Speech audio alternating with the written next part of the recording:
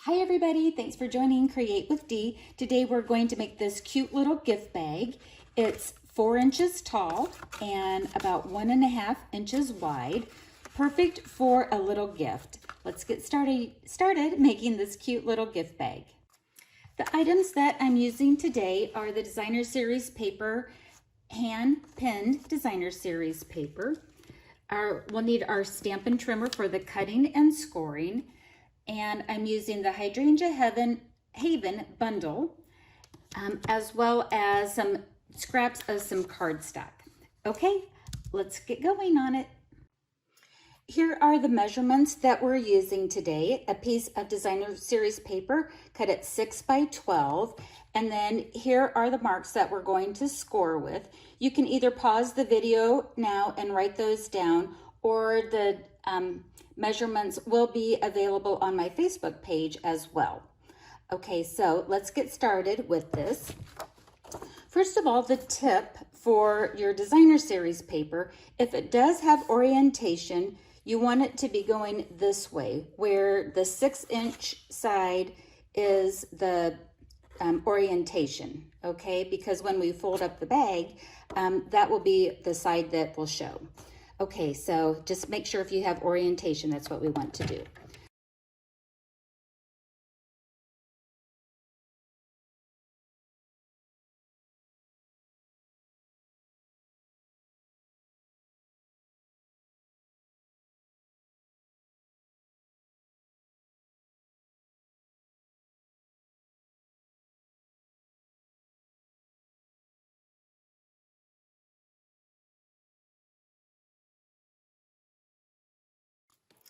Next, I'm going to take my paper snips and we're going to cut out the small little section here in the lower right-hand corner and then cut up to where the score lines meet. I'll speed up the video.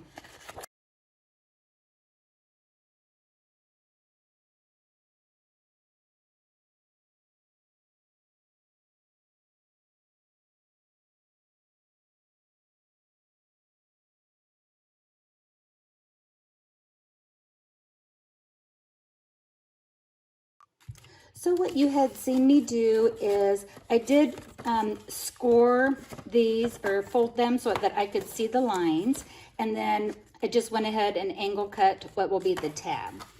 So on the tab you want to use strong adhesive. Today I'm going to use Stampin' Seal. You could use Stampin' Seal Plus or multi-purpose glue. And I'm going to go ahead and put some on the tab here. And then the easiest way when you're making these type of bags would be to just go ahead and turn the tab in and then bring the side up to meet it. And it's paper, so it's got a little bit of play as far as making sure that you've got that lined up.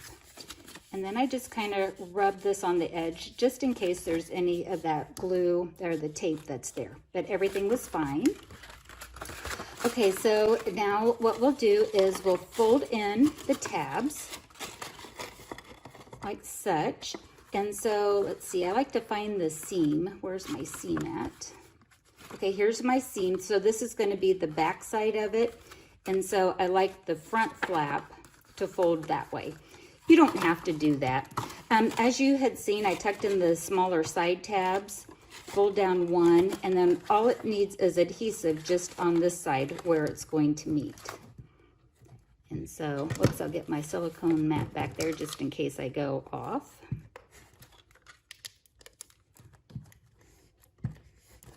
Oops, there, come on.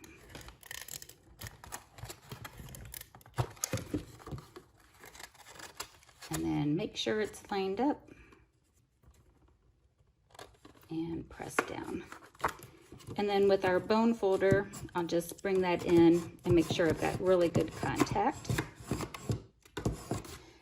And then what I like to do is get a scrap piece of paper of some sort of coordinating. I'm just paper that, or cardstock that would match the Designer Series paper that you're using. I just have a piece of scrap Whisper White here, and this is cut at 4 by 1 3/4 and just a hair shorter than that. And then that way it can go inside and just kind of reinforce the bottom of that. Then all that's left to do is I'm kind of taking my fingers up at the top and kind of pressing in and closing it.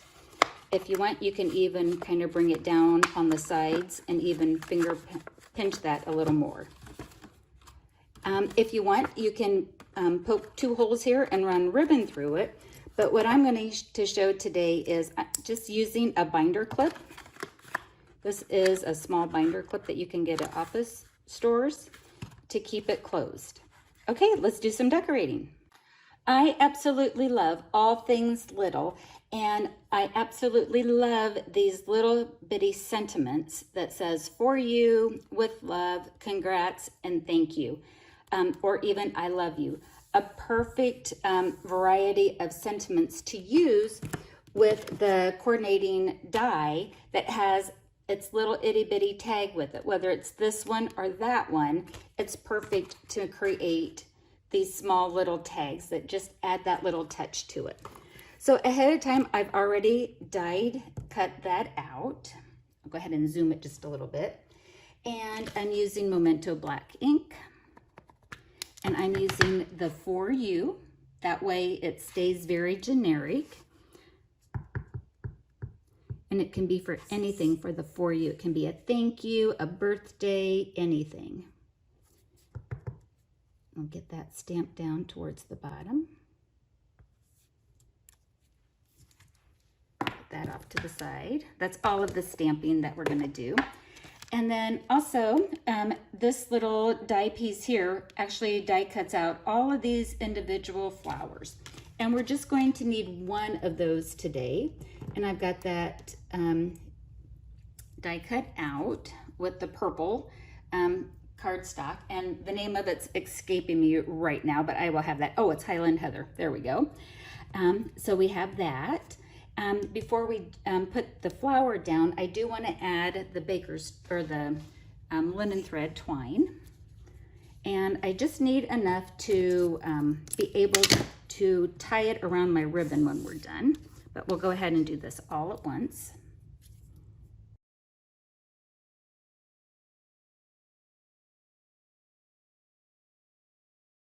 And this time I'm going to make it a little sassy and put my flower off to the side.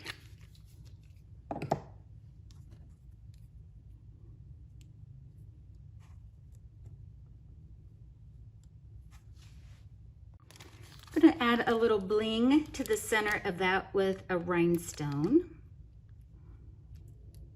I'm using my take a pick tool. Get up underneath of one of those and put that in the center. I'm using a retired ribbon combo pack from the Basket Weave, the metallic ribbon pack. On it, I'm a huge fan of getting ribbon on the clearance rack when I can, but there's so many beautiful colors in the current catalog that would match the paper if you need some ribbon that does so. And I'm going to make a bow for this. And what I like to do is keep it on the spool and make a loop, which however long I want the tail, and I want a pretty long tail on this one. And then I just wrap it around and through. The twist or the tip is when you bring it through to give it a twist. And then that gives a really pretty knot on the front.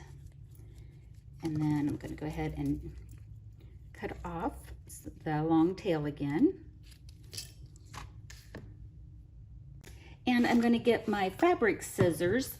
I call them my ribbon scissors because I really don't use fabric, but it's like you want to get a nice pair of sharp scissors that you use exclusively for your ribbon. The paper will dull your blades, and a sharp pair of scissors for that is perfect, is for your ribbon. So what I did is, let's see here, I just folded the ribbon in half to make the tails and then cut at an angle.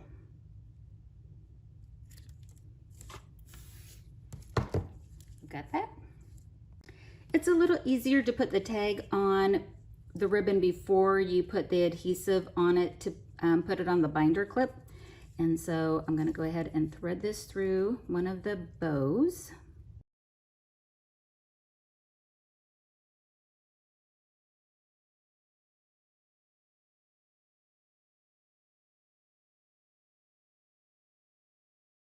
On my sample here, what I did is I took a Stampin' Dimensional and put it on the back of the bow and then put that onto the binder clip. This one's a little like an extra mini binder clip on that.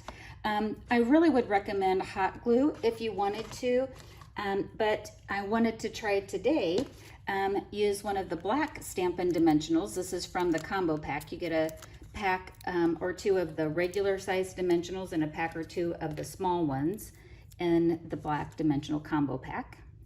Since I have the black binder clip, I'm just going to put that dimensional there, and now it will blend in a little more. Again, you might want to do a hot glue.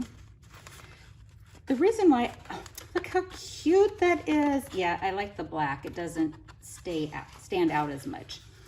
I personally like the clip better than to do something with a ribbon. That way the recipient isn't tearing your beautiful bag apart to get their goodies on the inside. They just have to take out the clip. And there we go. Well, I hope you enjoy making this little designer series bag. And just think, if you have some designer series paper that you need to use up or you want to use up, you can get 2 bags out of 1 sheet of paper. So if you're doing a theme for a party, you know, you can get a whole pack of designer series paper and a pack of 12 sheets of the 12 by 12. You would end up with 24 bags. So I hope you enjoy this, making this cute and simple little bag, and that you have a great day. Happy crafting, everybody. Bye-bye.